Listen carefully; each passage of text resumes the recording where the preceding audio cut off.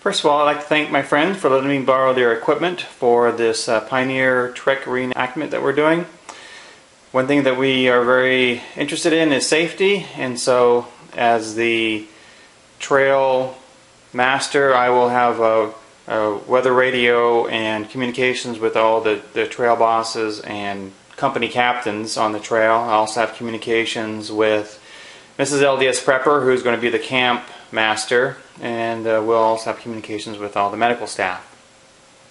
So what we're going to use for that are these FRS radios from Midland. Now, a couple of years ago, when I was in charge of the emergency communications network for our church in the development that I'm living in, I did an extensive amount of research in comparing all the top brands of radios, and without a question, Midland was by far the best radio for clarity, for volume, for reception, for transmission, for battery life, for everything. So if you're considering getting FRS or GMRS radios, I highly recommend the Midlands. Now, they do have their limitations because everybody's got a FRS or GMRS radio. And if you want to be one of the 3 people who have a license, go ahead and register a license, and I think it's like $300 for 5 or 10 years. But anyway, so the problem with these when using them for emergency communications is that everybody can hear you and you can hear everybody else. So they're not secure at all, even if you go to privacy channels, because everybody can hear privacy channels too. At any rate, I digress. The reason why I wanted to put up this video, in addition to thanking my friends for letting me borrow these radios, is to remind everybody to use your electronics when you get them. These radios were purchased 2 years ago.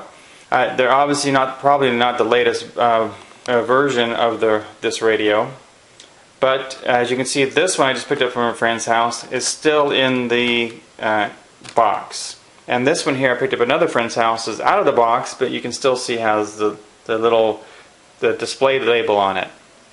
So none of these radios have been used for the last 2 years. Now that's fine.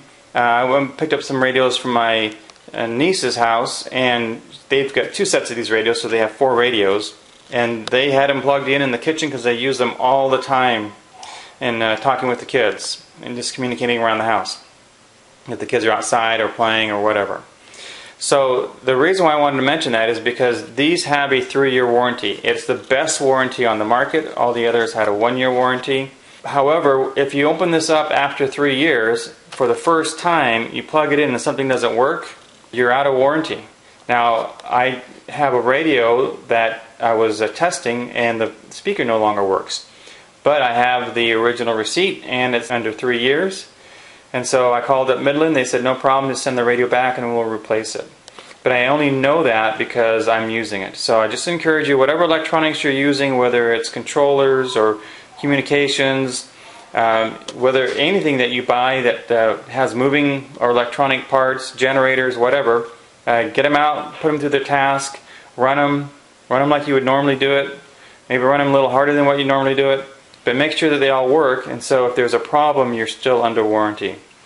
And I would do that immediately. Some of these items have a 30-day or a 60-day or a 90-day warranty, where you can just go back to the store and they'll exchange them. Others have a 1-year warranty, and then these Midlands have a 3-year warranty.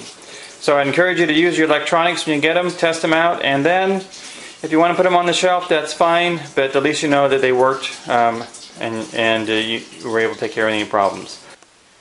Another important reason why you want to take your electronics out of the package and use them is because you want them to be usable when you need them.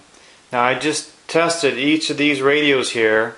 I'm cycling the batteries, so I turn the radios on and I push on the monitor, and none of these radios lasted more than 3 hours. Most of them were dead between 2 and 3 hours.